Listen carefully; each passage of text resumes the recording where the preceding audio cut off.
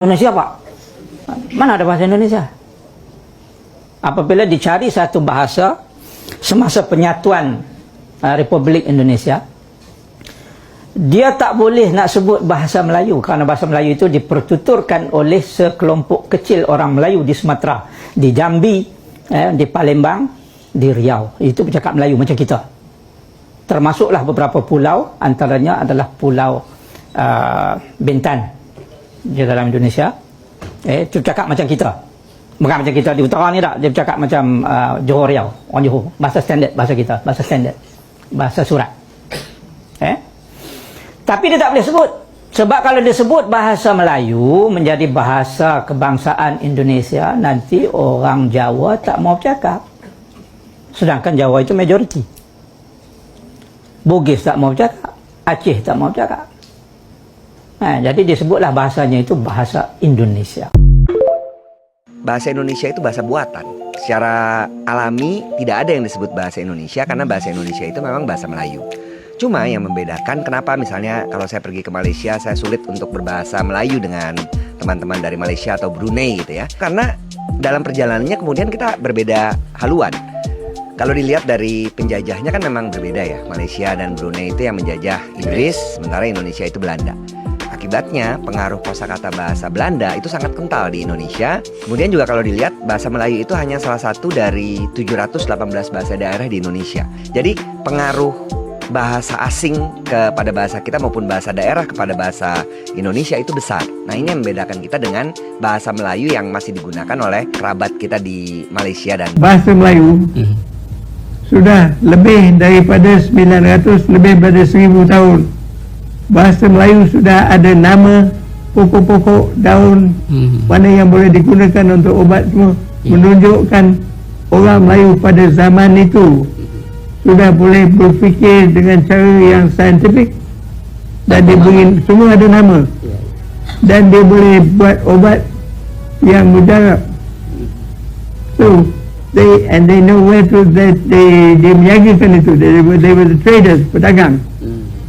So the fact is the language, kalau kita buka Berkhill's book on Malay economic products, that takes 2 volumes. You dah tengok? You belum tengok? Belum. Tengok kat library lah, pergi library tengok. Berkhill library.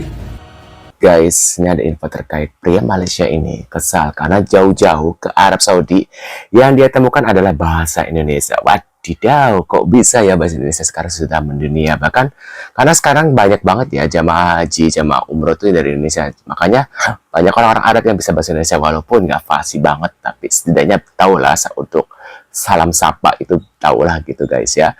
Nah ini kira-kira info seperti apa. Buat kalian baru mampir jangan lupa dibantu subscribe Uki Kevin Reaction. Ini adalah channel kedua aku. Yang pertama ada Uki Kevin, yang pertama ya, yang kedua ini Uki Kevin Reaction. Jadi jangan lupa mampir, jangan lupa bantu subscribe ya. Kalian cek dulu di beranda channel aku kira-kira ada updatean terbaru apa nih yang lagi viral gitu ya. Nah ini kita lihat seperti apa infonya, kita reaction bareng-bareng kayak ya.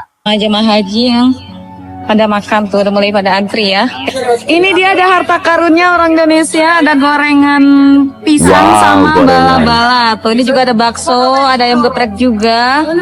Ini walaupun namanya rasa Sunda, tapi dia menunya Nusantara, jadi apa aja ada rendang juga, semuanya banyak ya. Oke, yang mau mampir ini alamatnya ada di sini ya. Itu langsung aja searching di Google Sunda Restoran Al Azhar gitu ya. Waduh. Map atau di Google biasa.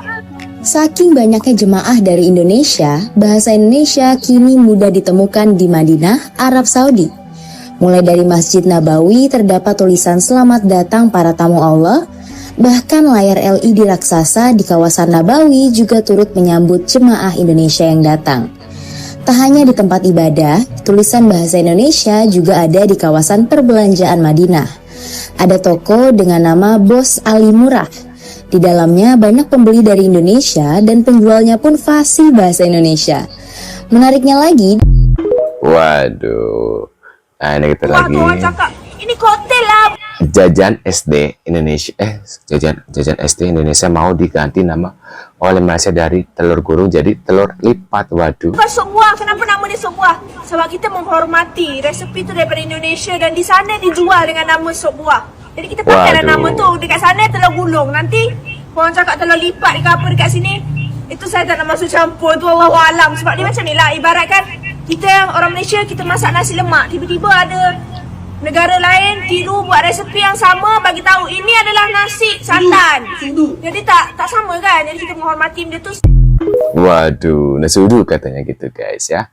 Perbezaan bahasa Melayu. Nah ini ada lagi Malaysia. guys terkait Indonesia peringatkan dengan keras Malaysia tentang bahasa yang mau diklaim. Kok bisa? Waduh, kita lihat seperti apa ya. Pentas antarabangsa. Silakan Prof. Pak Amiruddin. Baik, terima kasih Dr. Jessica. Saya pertama ingin menyambut pernyataan yang disampaikan oleh Prof. Kamarudin tadi ya, bahwa kita mestinya sekarang ini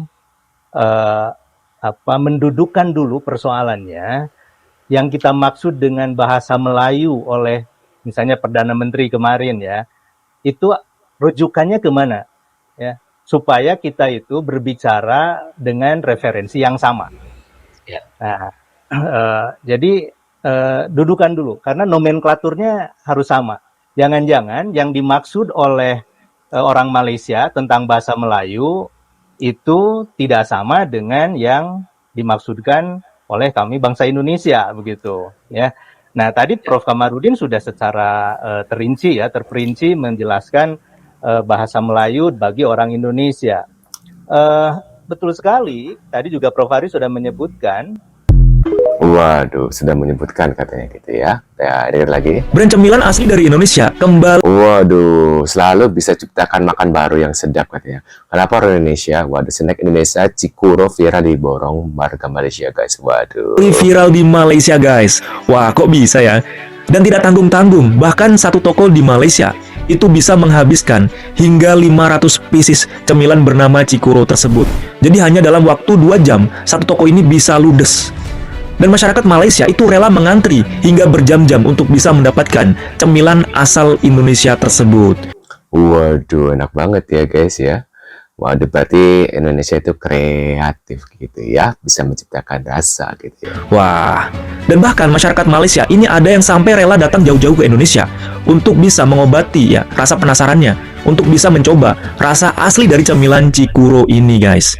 Nah, lalu apa sih Cikuro ini? Jadi Cikuro ini adalah brand cemilan asli dari Indonesia yang memang terinspirasi dari street food Jepang ya. Jadi perlu digarisbawahi ya. Jadi Cikuro ini bukan brand cemilan asal Jepang, tapi asli dari Indonesia. Nah, Cikuro ini sering disebut chicken roll, Japanese long fillet crunchy chicken, atau terkadang itu disapa Chiro lah ya guys. Dan Chiro ini dikasih itu ya, apa sih mayones yang oranye ya, yang kuning. Ini dikenal sebagai pelopor ayam goreng isi panjang dengan tekstur renyah di luar dan juga juicy di dalam.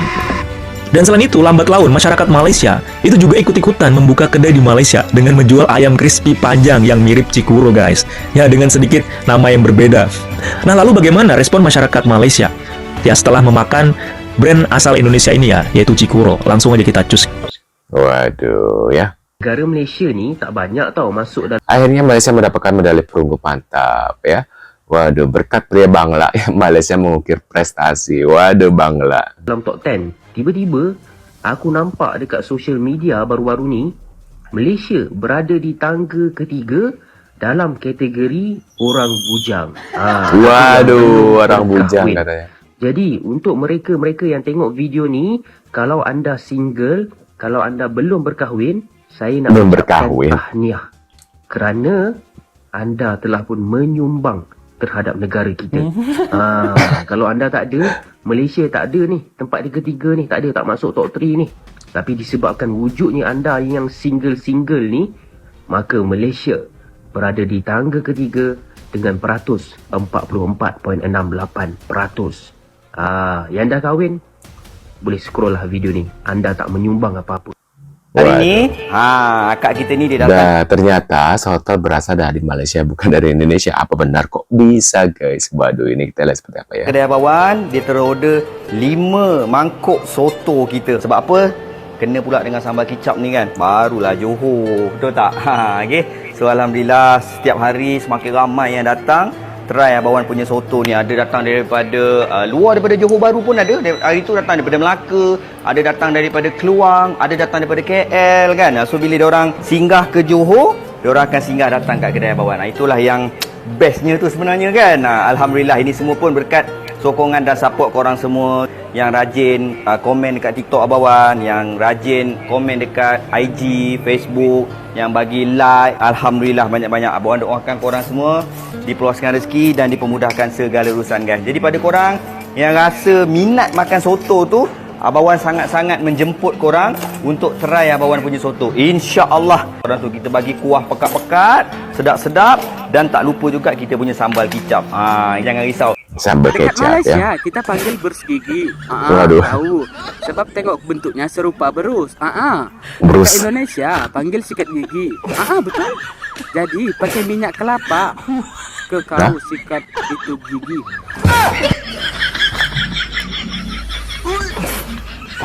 Tak, kami dekat sini pakai minyak kereta kak. Itulah kenapa gigi sidik separuh macam ni.